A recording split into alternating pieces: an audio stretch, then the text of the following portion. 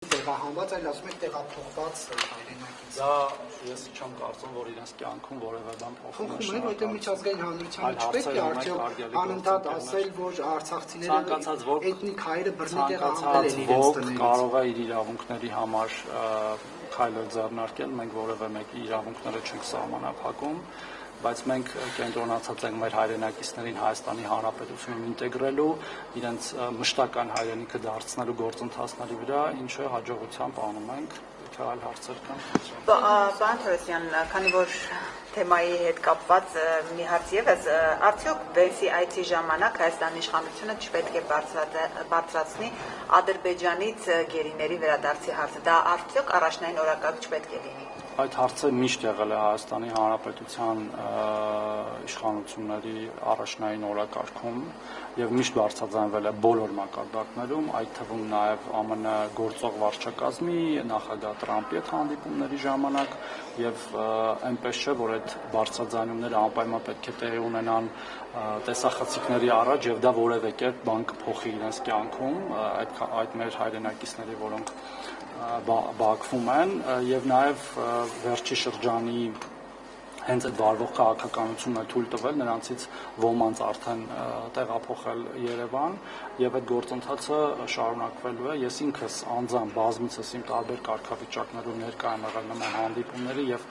անձամբ լսել եմ եւ ինքս է բարձրացրել եմ այդ հարցը մեր բոլոր երկրների, բոլոր գործընկերների առաջ։ Ինչ պետք է շահի Հայաստանը այս այցից դեր տպավորությամբ եւ այն օրակարգը, որ հայտնի է բացի դրանից, այլ ինչ օրակարգային հարցեր կան, որոնք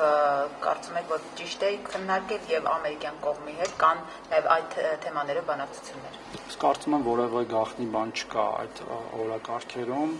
Հայաստանի Հանրապետությունը խորացնում է իր հարաբերությունները Ամերիկայի Միացյալ Նահանգների հետ, ավելին մենք ունենք նաև արդեն ռազմավարական մակարդակի հարաբերություններ եւ նաև դրանից բխող ոլորտային հարաբերություններ եւ նաև ըստ էության խաղաղության հռչակագրի ստորագրումից հետո օգոստոսի 7-ին նախորդ տարվա արդեն իսկ տեղի են ունեցել դրական զարգացումներ ստորագրված տարբեր ուղղություններով, դա գիտեք մի քանի հուշագրեր էին ստորագրվել, որոնցով մենք ունենք առաջընթաց արհեստական բանականության մասով, էներգետիկայի մասով, ապաշրջափակման մասով եւ ԱՄՆ փոխնախագահի այցը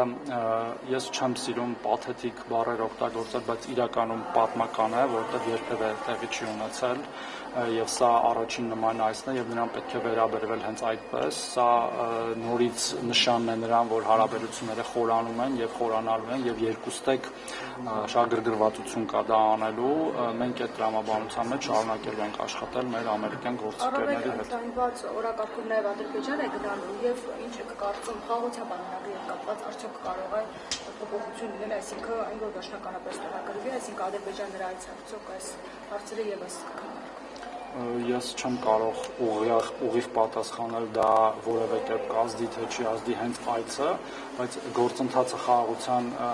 process-ը առաջ տանելու եւ նաեւ դրա շրջանակներում խաղաղության համաձայնագիրը վերջնական կնքելու ամենօրյա աշխատանք է պահանջում, որը մենք իրականացնում ենք արդեն երկար տարիներ եւ իմ համար անկեղծ ասած մի քիչ հասկանալի չէ ինչ է նշանակում առավել հագեցած օրակարգով, այսինքն մեր օրակարգը հագեցած չի, իրանցը հագեցած է եւ այդ մսեմացման քաղաքականությունը, որը մենք հաճախ լսում ենք այդ թվում ձեզնից եկեք առնվազն վերջ տանք շնորհակալություն։ Դե դա ձեր մեկնաբանությունն է, կարող է տրամադրվել Ադրբեջանը։ Եվ ինչ է նշանակում առավել հագեցած կամ առավել քիչ հագեցած։ Մեր հագետները օրակարգները շատ հագեցած եւ մենք էլ ենք Ամերիկայի Միացյալ Նահանգների հետ բազմապիսի բազմավեկտոր հարաբերություններ եւ քաղաքականություն վարում բոլոր ուղղություններով, իմ կողմից նշված եւ նաեւ չնշված։